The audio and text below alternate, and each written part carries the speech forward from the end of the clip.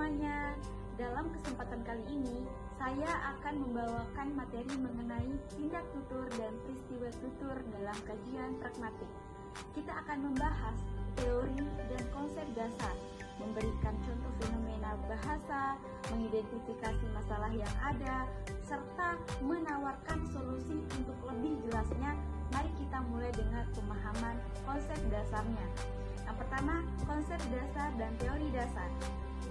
Dalam ilmu pragmatik, tindak tutur adalah tindakan yang dilakukan seseorang saat berbicara.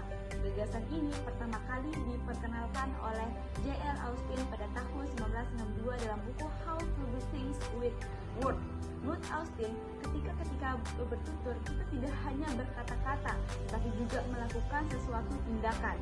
Yang kedua, Austin membagi tindak tutur ke dalam 3 jenis utama, yaitu tindak tutur lokusi. Tindak tutur lokusi adalah secara literal, yaitu tindakan yang menghasilkan ujaran, struktur, dan makna tertentu. Misalnya, ketika seseorang mengatakan tolong tutup pintunya, maka kalimat itu adalah tindakan lokusi karena memiliki bentuk dan makna linguistik. Yang kedua, ada tindakan ilokusi. Tindakan lokusi ini adalah maksud dibalik tuturan tersebut, yaitu niat dari penutur. Dalam contoh tadi, ilokusi adalah permintaan atau perintah agar pintu itu ditutup. Hal ini penting untuk dikaji dalam kajian pragmatik. Yang ketiga, ada tindakan perlokusi. Tindakan perlokusi adalah dampak atau efek tuturan terhadap pendengar. Misalnya, setelah mendengar tolong tutup pintunya, pendengar lalu menutup pintu itu adalah perlokusi, hasil atau pengaruh dari tuturan itu. Kemudian, John Searle mengembangkan teori Austin ini membaginya ke dalam 5 kategori tindakan tuturan ilokusi. Pertama, representatif atau menyatakan, melaporkan. Kemudian ada dialektik, memerintah atau meminta. 3, ada ekspresif atau mengucapkan terima kasih atau menyesal. Selanjutnya ada komisif, berjanji dan menawarkan. Selanjutnya ada deklaratif, mengukuhkan dan memutuskan. Selain itu, peristiwa tutur atau speech event adalah keseluruhan kejadian komunikasi dalam konteks sosial. Konsep ini diperluas oleh Delhames dengan model speaking yang mencangkup pertama ada setting and scene, yaitu waktu dan tempat. Kemudian ada partisipan, pembicara dan pendengar. Selanjutnya juga ada ends, tujuan atau tujuan komunikasi itu. Kemudian X, sekuensi atau alur tutur. Kemudian ada K, nada atau gaya. Selanjutnya ada instrumentalitas atau media saluran komunikasi. Selanjutnya ada norms atau aturan berkomunikasi. Selanjutnya ada genre atau jenis wacana. Selanjutnya contoh fenomena bahasa. Agar lebih mudah dipahami, mari kita lihat contohnya dalam kehidupan sehari-hari. Contoh tindak tutur ilokusi, lokusi, dan perlokusi. Pada kalimat kamu bisa tutup jendelanya. Ilokusi, kalimat berupa pertanyaan. Ilokusi sebagai pernyataan agar jendela ditutup. Sedangkan perlokusi sebagai lawan bicara kemudian menutup jendelanya. Contoh yang kedua, peristiwa tutur. Misalnya dalam konteks upacara bendera di sekolah. Tentu ada setting atau halaman sekolah di pagi hari. Kedua, ada partisipan atau guru dan siswa. Ada S, menumbuhkan rasa cinta tanah air. Kemudian ada sekuensi atau pengibaran bendera, pembacaan teks. Kemudian ada K, khidmat.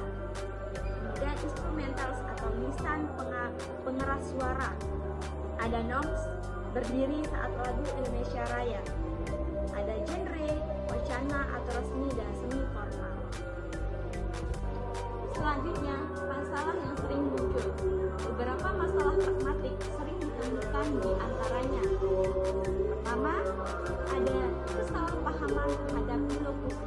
Contohnya, ketika seseorang berkata, sudah malam ya, lawan bicara mulai tidak mengungkap maksud bahwa penutur ingin segera pulang atau mengakhiri pembicaraan. Yang kedua, ada perbedaan budaya dalam menyampaikan maksud. Di budaya barat, bentuk permintaan cenderung tidak langsung seperti word you mean opening the windows. Sedangkan di budaya timur lebih langsung jika tidak memahami konteks budaya, maka bisa terjadi kesalahpahaman atau dianggap tidak sopan. Selanjutnya ada kegagalan atau tindak terprovokasi. Maksud adalah disampaikan tapi tidak direspon sebagaimana diharapkan perlokusi. Contohnya, guru berkata jangan lupa tugasnya dikumpulkan besok, tetapi siswa tidak mengumpulkan karena mengira itu tidak wajib. Selanjutnya ada solusi untuk mengatasi masalah tadi. Pertama, untuk mengatasi masalah-masalah tersebut, beberapa solusi dapat dilakukan. Yang pertama, meningkatkan kesadaran pragmatik melalui pendidikan, terutama dalam pembelajaran bahasa. Siswa harus diajak menganalisis konteks tuturan, bukan hanya memahami arti literal. Selanjutnya, melatih kemampuan memahami maksud tuturan tidak langsung melalui diskusi khusus, bermain peran atau analisis film dalam teks dialog, serta mengembangkan sensitivitas agar budaya kemudian mengembangkan sensitivitas budaya agar tidak salah dalam menafsirkan atau menyampaikan maksud dalam interaksi antar budaya. Sebagai kesimpulan, tindak tutur adalah tindakan yang dilakukan melalui kata-kata yang terdiri dari 3 jenis: lokusi, ilokusi, dan prolokusi. Sedangkan tindak tutur adalah seluruh konteks sosial yang dimana tindak tutur itu berlangsung. Pemahaman terhadap keduanya sangat penting untuk meningkatkan kreativitas komunikasi, menghindari kesalahpahaman, dan menjadi komunikator yang peka terhadap konteks. Nah, itu dia tadi penjelasan mengenai materi tindak tutur dan peristiwa tutur. Terima kasih sudah menyimak penjelasan